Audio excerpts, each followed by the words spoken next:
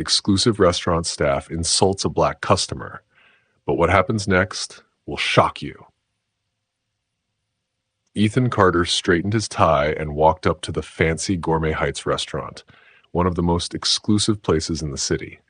He felt proud and excited because he had just won a big legal case that would help many people.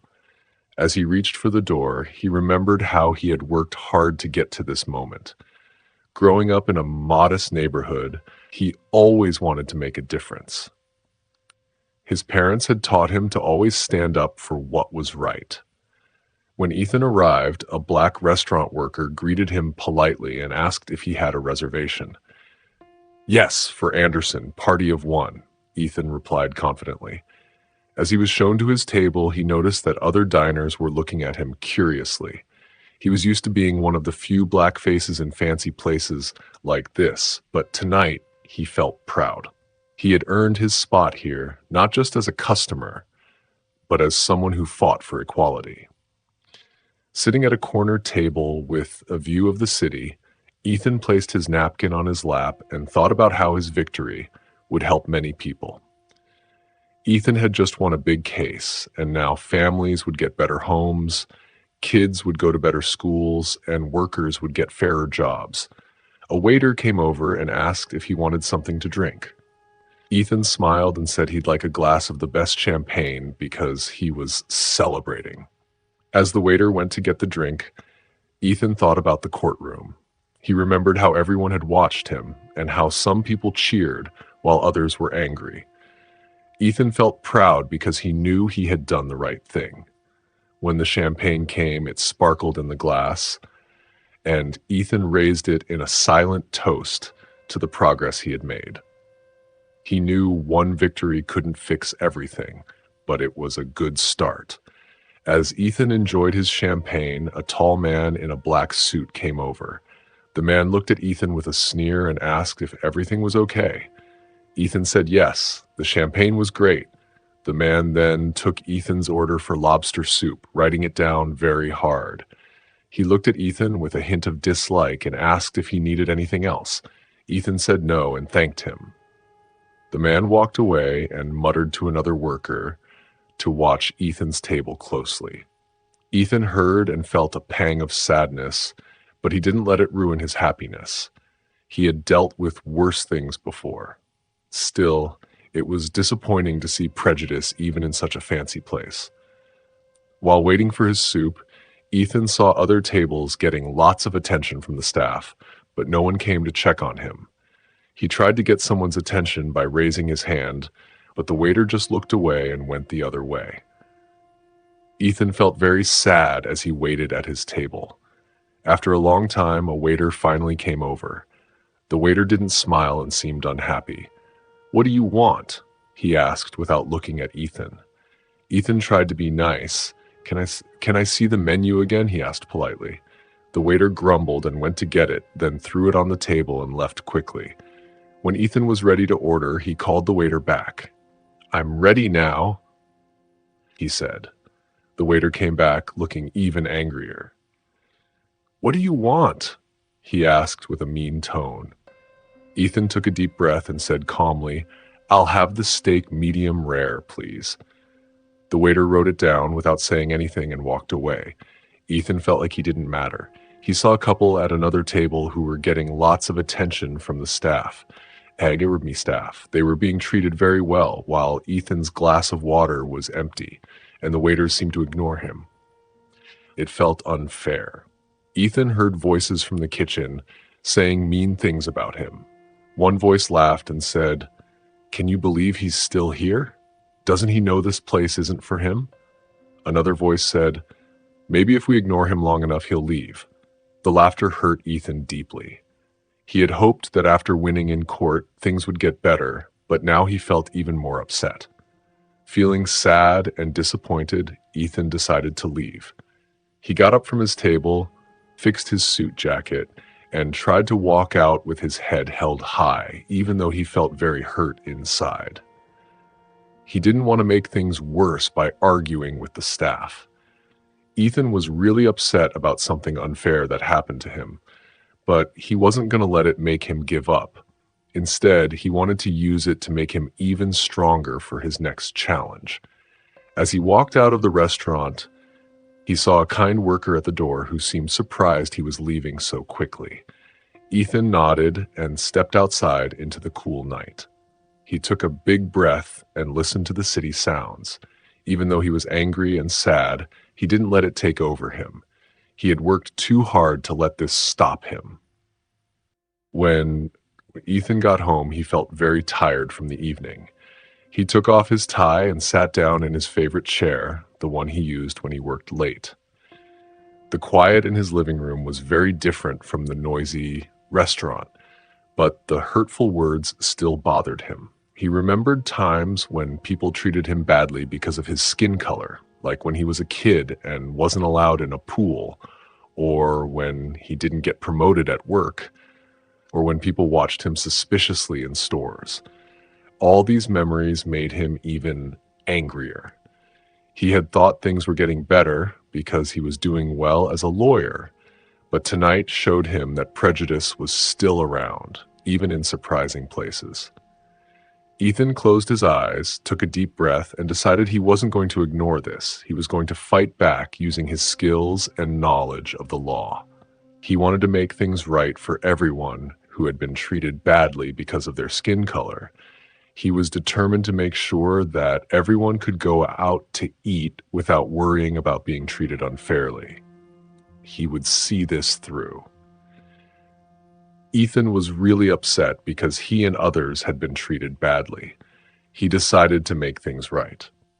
The next morning, Ethan woke up feeling determined. He called his lawyer friends and set up an important meeting at his office.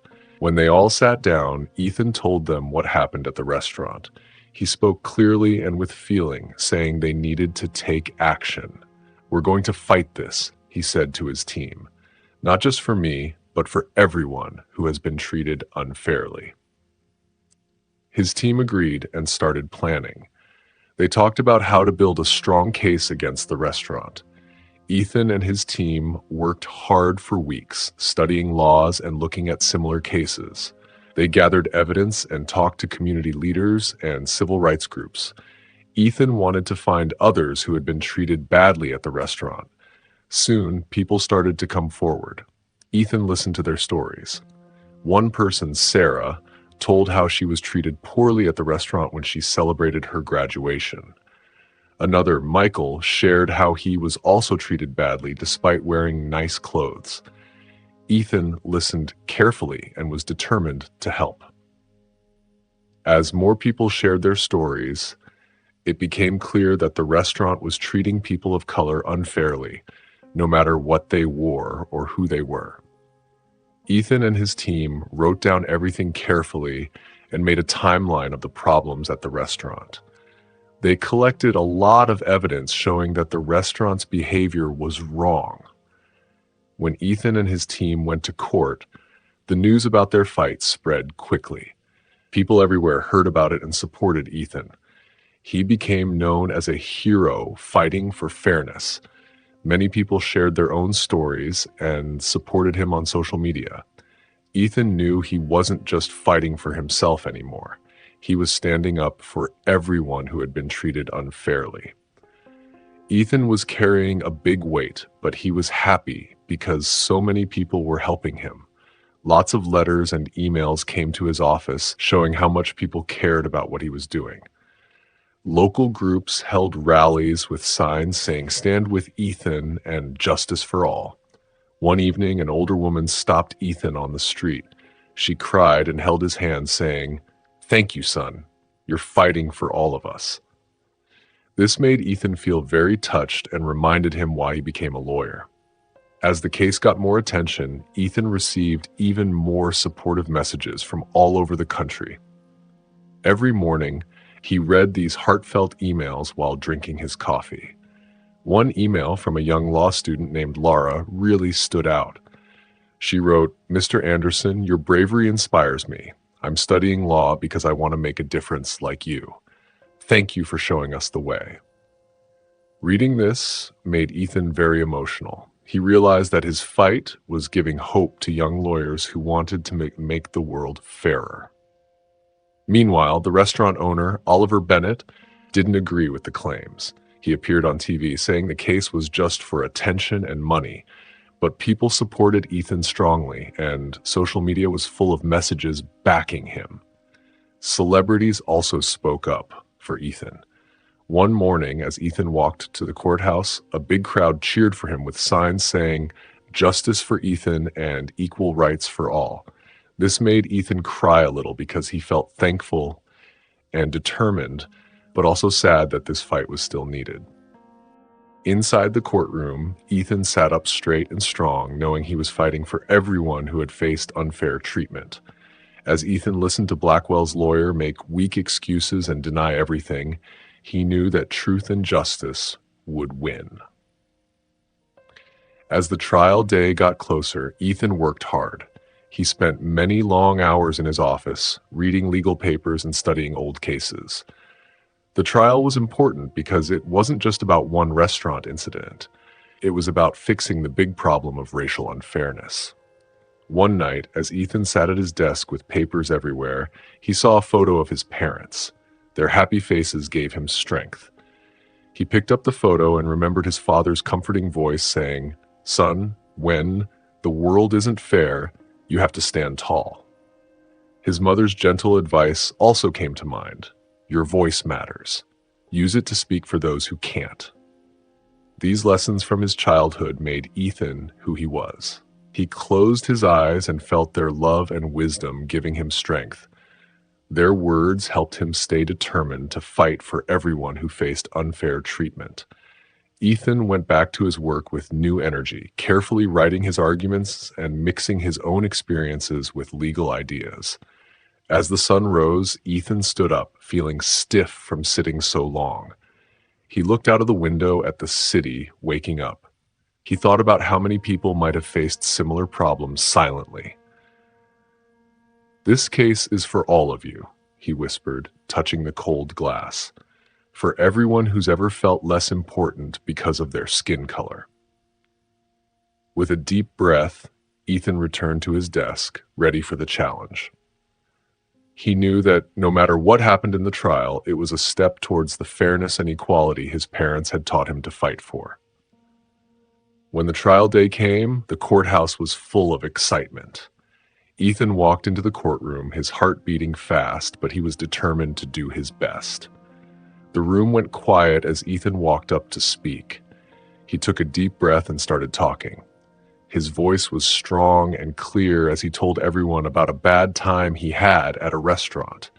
He wasn't just talking about his own feelings, but about how this kind of unfair treatment happens to many people. "Your Honor," Ethan said, looking around, "this case is about more than just my experience. It's about a bigger problem that affects many people every day." As the trial went on, Ethan had many people come in to talk about how the restaurant was unfair.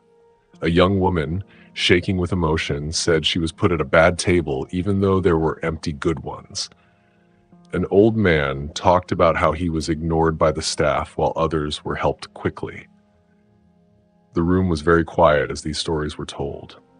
Everyone could feel the sadness and unfairness. Ethan noticed the jurors' faces change from doubt to surprise to understanding. Experts came in and showed numbers that proved the restaurant was being unfair. They explained how this wasn't just breaking the law, but also making people think bad things are okay. Throughout the trial, Ethan stayed calm and strong, even though the restaurant owner looked uncomfortable. The defense lawyer tried to make the witnesses look bad, but her efforts didn't work because the evidence was so strong. As the day went on, it was clear that Ethan's case was making a big impact. Reporters wrote quickly in their notebooks, and people in the public gallery whispered about what they heard. Ethan felt both support and criticism. The courtroom was filled with many emotions and stories, with Ethan at the center of it all.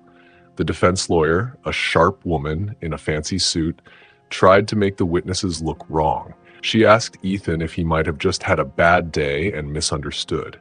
Ethan took a deep breath and answered firmly, "No, ma'am. What happened to me was clear unfairness.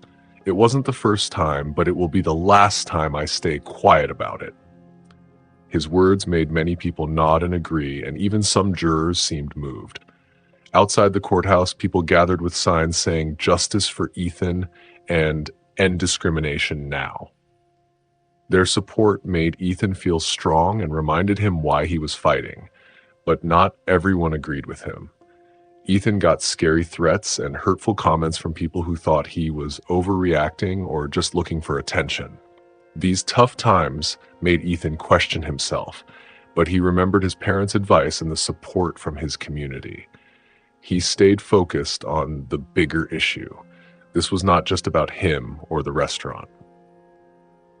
It was about fixing a big problem that had been around for too long. Ethan felt a great sense of responsibility because his case had the potential to change how future instances of unfair treatment were handled. Instead of feeling stressed, he felt strong and excited. This was his opportunity to make a difference, not only for himself, but for others who had faced similar injustices. As the trial continued, more and more people started paying attention. News vans lined the streets, and reporters tried to get pictures of Ethan every day. The case became a major topic, sparking conversations about unfair treatment in upscale establishments. During interviews, Ethan spoke clearly and with passion, quickly gaining a large number of supporters. He emphasized that the case wasn't just about him. It was about everyone who had been mistreated because of the color of their skin. His words resonated with many, and conversations about fairness and discrimination spread rapidly on social media. Some even boycotted the restaurant involved, vowing not to return until the establishment addressed its discriminatory practices. Despite all the media attention, Ethan remained focused on the trial. He understood the power of the spotlight, but refused to let it distract him. Each day, he entered the courtroom determined to fight for justice. During a break in the trial, Ethan retreated to a quiet park, sitting on a familiar bench that brought him peace. It was a place where he could reflect. He thought about his parents and could almost hear his father's comforting voice, reminding him to stay strong no matter what. Ethan recalled his mother's wise words, "No one can take your dignity from you." The soft breeze rustling through the leaves reminded him of evenings spent on the porch with her. She often said, "Perseverance is the key. The journey may be long and difficult, but if you keep going, you will reach your destination." Her wisdom had guided Ethan through many difficult moments, and now, as he faced one of the biggest challenges of his life, her teachings were more important than ever. As Ethan looked around the park, he saw children laughing on swings and an elderly couple walking hand in hand, smiling at each other. These everyday scenes reminded him why his fight mattered so much. He wanted to create a world where everyone could enjoy such moments without fear or prejudice. His phone buzzed with messages of encouragement from friends, colleagues, and even strangers who were moved by his story. Each message reminded him that he wasn't alone. His community stood behind him, growing stronger with each passing day. Reassured by their support, Ethan stood up, ready to return to the courtroom. The trial wasn't over, but he now felt a renewed sense of purpose. The lessons from his parents and the strength of his community fueled his determination. As the defense lawyer spoke, Ethan felt a moment of doubt. The lawyer's arguments were smooth and persuasive, suggesting that the incident was merely a misunderstanding, not discrimination. For a brief moment, Ethan wondered if he had overreacted, if his case wasn't as strong as he had believed. He took a deep breath and closed his eyes. In his mind, he saw the faces of people who had shared their own stories of injustice. There was Melly, a young black woman who had been ignored at a bar while white customers were served first. There was Clark, a man who had been seated far away from others even though the restaurant was nearly empty. His voice trembled as he spoke about feeling like a second-class citizen. Ethan also remembered Lisa, a successful businesswoman who had been asked to prepay for her meal while her white colleagues hadn't. The pain in her voice still lingered in his memory. These stories and many others like them reminded Ethan why his fight was so crucial. He opened his eyes, feeling stronger. He glanced at the jury and saw a mix of emotions on their faces. Some appeared persuaded by the defense's arguments, while others seemed uncertain. Ethan knew that his next words would be critical. As he prepared to speak, a sudden commotion in the back of the courtroom grabbed everyone's attention. The judge called for order, and a well-dressed woman approached the front of the room. She was an unexpected witness who had previously worked at the restaurant and had vital information to share. After a moment of consideration, the judge allowed her to speak. "What's your name?" Ethan asked, feeling hopeful. "Melissa Johnson," the woman replied, her voice a bit shaky. "Can you tell us about working at the restaurant?" Ethan continued. Melissa took a deep breath and said, "I worked there for 3 years until 6 months ago." The room fell silent as Melissa began to explain how the restaurant had unfair rules.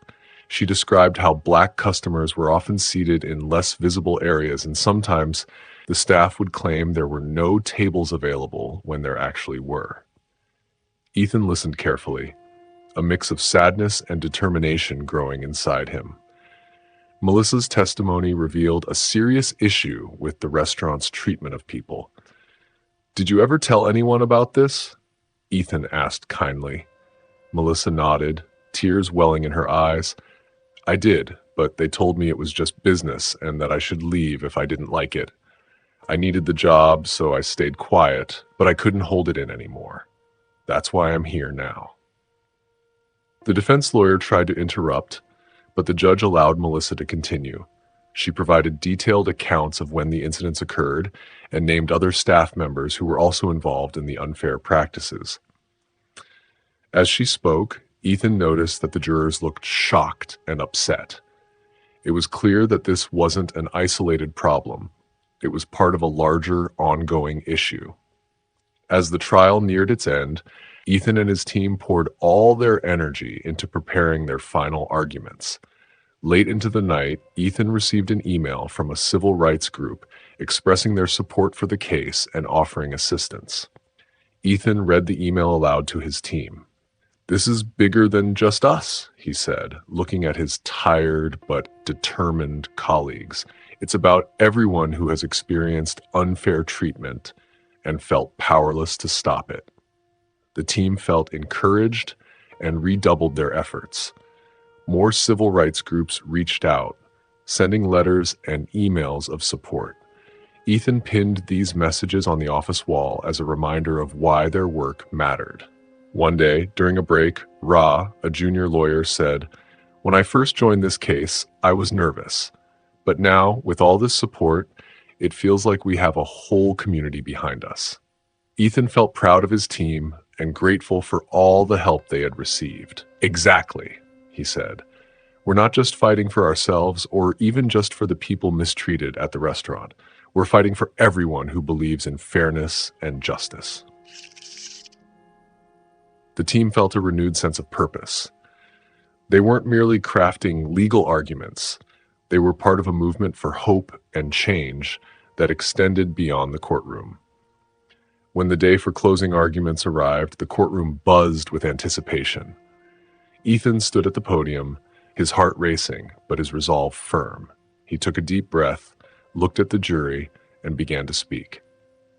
"Ladies and gentlemen of the jury," Ethan started, his voice steady and strong. "Over the past weeks, you've heard many stories about the discrimination at the Starlight Restaurant, but this case is about more than just one restaurant or a few isolated incidents. It's about the values we stand for as a society." He paused to let his words resonate. "I'm not just here as a lawyer. I'm also someone who has experienced discrimination firsthand. That night at the Starlight Restaurant, I wasn't seen as Ethan Carter, a hardworking attorney. I was judged solely by the color of my skin." Ethan's voice grew more impassioned. "My story isn't unique. You've heard from others who were mistreated simply because of their race. This case isn't about hurt feelings or poor service. It's about dignity, respect, and the fundamental right to be treated equally. He walked slowly in front of the jury, meeting each juror's gaze. The defense will argue this was all a misunderstanding, but the evidence points to a clear pattern of discriminatory behavior that has no place in our community. Your decision isn't just about one restaurant. It's about the kind of society we want to live in. Do we want to be a place where people are judged by their character or by the color of their skin? Do we want to turn a blind eye to injustice, or do we want to stand up and say, "This is wrong, and we won't allow it"? Ethan's voice softened but retained its strength. Think about the people who testified, the pain they felt, and the respect they were denied. I urge you to send a message, not just to the Starlight Restaurant, but to everyone, that discrimination has no place here. As the jury retired to deliberate, the courtroom fell into a tense silence. Ethan sat on a bench outside, surrounded by his friends and supporters who quietly shared their own experiences with discrimination. An elderly woman with kind eyes gently placed a hand on his shoulder. "What you're doing reminds me of the struggles we faced back in the day," she said softly. "It wasn't easy, but it was necessary." Ethan nodded, a lump forming in his throat. "Thank you for being here," he whispered. A young man in his 20s spoke next. "Mr. Anderson, I had something like this happen to me at a job interview. They saw me and said the job was already taken. Your case gives me hope that things can get better." As more people shared their stories, Ethan felt even more responsible. Each story of unfairness showed how important their fight was. Hours went by slowly. Ethan walked around, thinking about the trial and if they had done enough. He worried about whether the jury would see the truth. A young woman came up to him, tears in her eyes. "Mr. Anderson, I wanted to thank you. My little brother is watching this case. He wants to be a lawyer like you someday. You're showing him it's possible." Ethan felt very emotional. He thought about his own journey, the challenges he faced, and the people who helped him. Now he was helping others. As time passed, everyone felt nervous and spoke softly. Ethan tried to stay calm, but his heart was racing. Finally, the bailiff came out of the courtroom. "The jury has reached a verdict," he said. Ethan took a deep breath, feeling his heart pound. His supporters gave him strength as he walked back into the courtroom with his head held high. As the judge called the court to order, Ethan sat at the plaintiff's table, holding his hands together tightly. The room was very quiet, with everyone waiting to hear the decision. The judge asked, "Has the jury made a decision?" The jury leader spoke loudly and clearly, "Yes, we have, Your Honor." Ethan closed his eyes and made a silent wish. When he opened them, he saw his legal team, the brave witnesses, and the supporters who had helped him. The jury announced, "In the case of Anderson versus Gourmet Heights Restaurant, we find in favor of Ethan Carter." The courtroom gasped, and many people started crying tears of joy and relief. Ethan was stunned for a moment, hardly believing the words he had been waiting to hear. The judge then said, "The court orders Gourmet Heights Restaurant to pay $500,000 to Mr. Anderson and others affected. Also, the restaurant must start a special training program for all staff to learn about diversity and sensitivity. An independent group will oversee this training." As Ethan heard the verdict, he felt many emotions at once: relief, happiness, and a sense of responsibility. He turned to his legal team with tears in his eyes and hugged them one by one. The courtroom burst into applause, celebrating justice being done. Ethan saw tears of joy on the faces of people who had shared their stories of unfair treatment. They were hopeful for change, and now it had happened. News of Ethan's win spread quickly. As he left the courthouse, he was greeted by many cheering supporters. Cameras flashed, and reporters wanted to talk to him. Ethan spoke to the crowd, saying, "Today, We took a step towards a fairer and equal society. This victory is not just mine, it belongs to everyone who has faced unfairness and fought against it. The media praised Ethan for his bravery and hard work. Headlines everywhere talked about how Ethan won an important case against a restaurant that was unfair. A journalist remarked that a recent court decision highlighted how discrimination or treating people unfairly is unacceptable everywhere, even in fancy places. Many people shared their own stories of unfair treatment on social media, expressing gratitude to Ethan for his bravery. A hashtag, #JusticeServed, gained popularity, with many celebrating the victory. Civil rights groups emphasized that Ethan's case underscored the ongoing importance of the fight for fairness and how one person's courage can benefit many. Following the case, Ethan was invited to speak at schools, civil rights events, and on television shows. He discussed the importance of standing up against injustice and working towards a world where everyone feels welcome. The case had a significant impact, leading other businesses to review their policies and begin training employees on inclusivity. Oliver Bennett, the owner of the restaurant where the discrimination occurred, noticed the widespread support for Ethan and the call for justice. Initially, Oliver didn't believe Ethan, but he began to realize how much the public cared. He read letters from people who had faced mistreatment in restaurants, which deeply saddened him. Oliver came to understand the harm his restaurant had caused and felt the need to make amends. The next morning, Oliver held a press conference where he apologized to Ethan and to everyone who had been treated unfairly. He admitted that he was wrong and that his restaurant's practices were unacceptable. He promised to transform his restaurant into a place where everyone would be treated with respect. Oliver outlined his plans. All staff would undergo diversity and respect training, a scholarship would be created for young chefs from diverse backgrounds, and he would collaborate with civil rights groups to ensure the restaurant remained fair and inclusive. As Oliver spoke, his voice grew more confident, reflecting his genuine desire to make things right. He urged Mr. Anderson and other leaders to join him in creating a restaurant where everyone felt welcome. Ethan, watching the press conference, felt both surprised and hopeful. He never expected Oliver, once his adversary, to apologize so sincerely. When Oliver shared his vision for change, Ethan felt a strong desire to contribute. The next day, Ethan reached out to Oliver, expressing how moved he was by the apology and offering to help improve the restaurant. Oliver, emotional but grateful, welcomed Ethan's support. In the weeks that followed, Ethan and Oliver frequently met at the restaurant. They discussed how to create a more inclusive environment and designed a new training program for the staff. Ethan brought in experts to teach cultural understanding and address unconscious biases. Initially, the employees were hesitant, but they soon embraced the opportunity to learn and grow. Inspired by Ethan, Oliver took further steps. He assembled a diverse team and added new dishes representing various cultures to the menu, celebrating the city's diversity.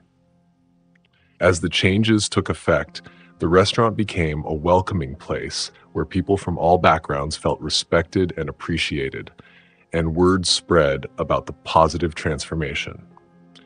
One evening, while reflecting on their progress, Oliver expressed his gratitude to Ethan for helping him set things right. Ethan, smiling, replied that when people work together, they can create positive change, no matter their starting point.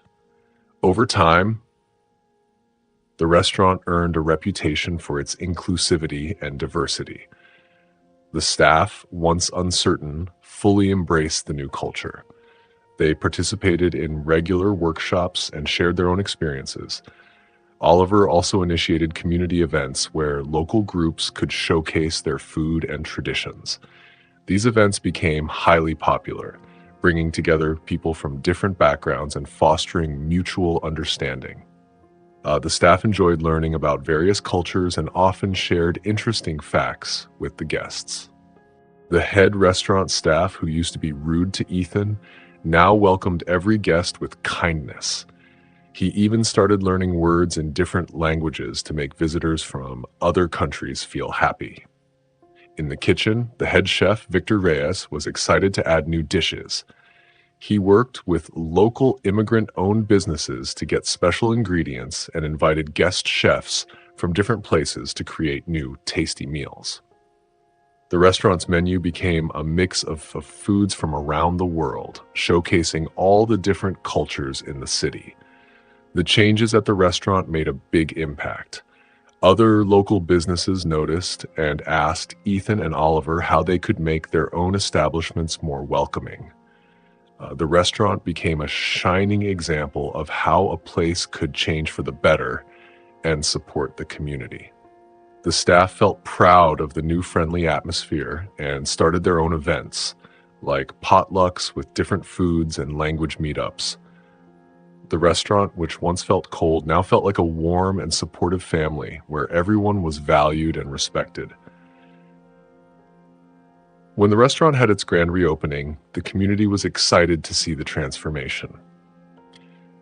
Ethan, dressed in his best suit, felt a surge of emotions as he approached the restaurant. He took a deep breath, remembering how far he had come. Inside, he saw that the restaurant had transformed into a vibrant and colorful space, celebrating many cultures. The walls were adorned with bright artwork from local artists, and the air was filled with the delicious aromas of food from around the world. Oliver, the owner, greeted Ethan with a big smile and thanked him for helping make the restaurant special.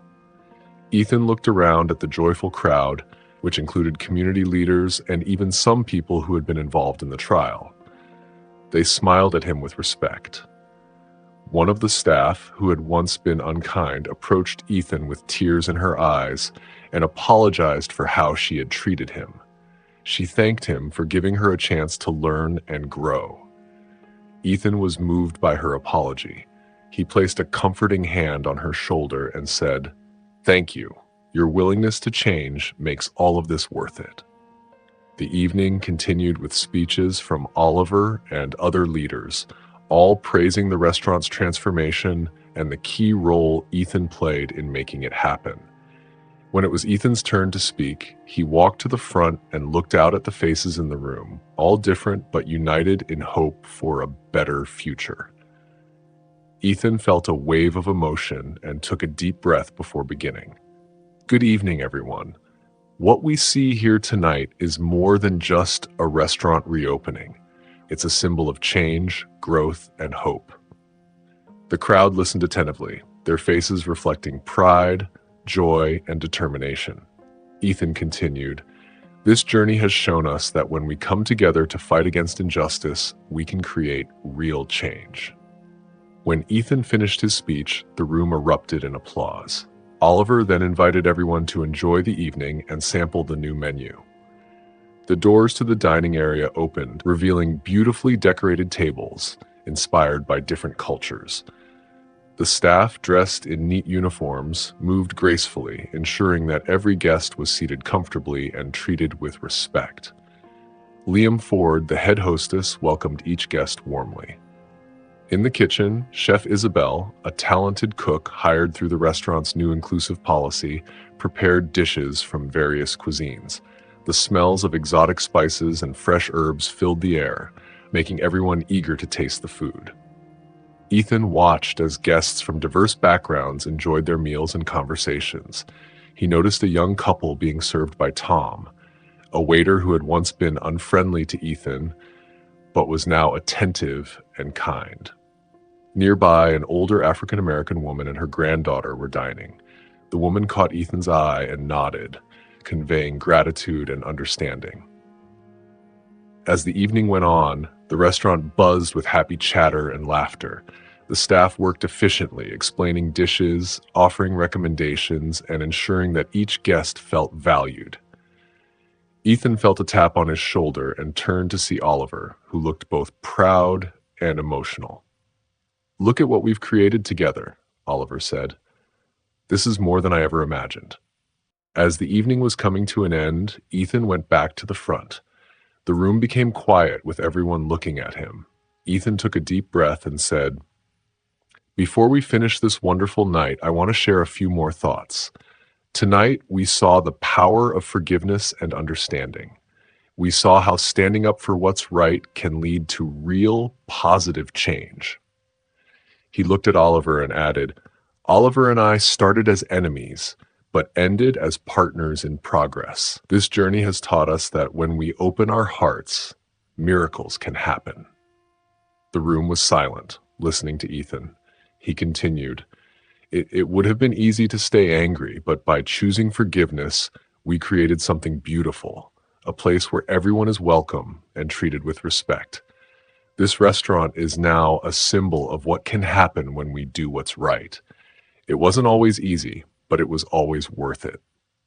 Ethan looked around and said, "I want to challenge each of you to bring this spirit of forgiveness and understanding into your own lives. Stand up for what's right, even when it's hard. Reach out to those who are different from you, listen to their stories, and learn from them." Ethan spoke with so much feeling that everyone in the room felt it too. Many people nodded and some even cried. The room was full of emotion. Ethan said that we can all start making a difference. He wanted everyone to leave with not just full bellies, but also full hearts, ready to forgive, understand, and stand up for what is right. He believed that together, we can make a world where everyone is treated kindly and with respect. As Ethan finished speaking, everyone clapped loudly. His words inspired them to spread the message of forgiveness and fairness beyond the restaurant. After the applause died down, people who had been treated badly at the restaurant stood up to tell their stories. Their voices were now strong and clear. An old woman with silver hair talked about how she had been turned away on her 50th wedding anniversary, but now she felt welcomed and respected. A young man in a wheelchair said that the restaurant now had ramps and accessible seating, showing that it was not just about race, but about treating everyone with dignity. A middle-aged woman shared how her daughter had been treated like a princess by the staff, showing how things had changed for the better. The restaurant owner, who had been listening, stood up with a heavy heart. He said he was very sorry for the pain caused and was thankful for the chance to make things right. He thanked Ethan for helping them learn that real hospitality means welcoming everyone with open arms and open hearts. The owner shook Ethan's hand, and everyone clapped again, feeling hopeful and united.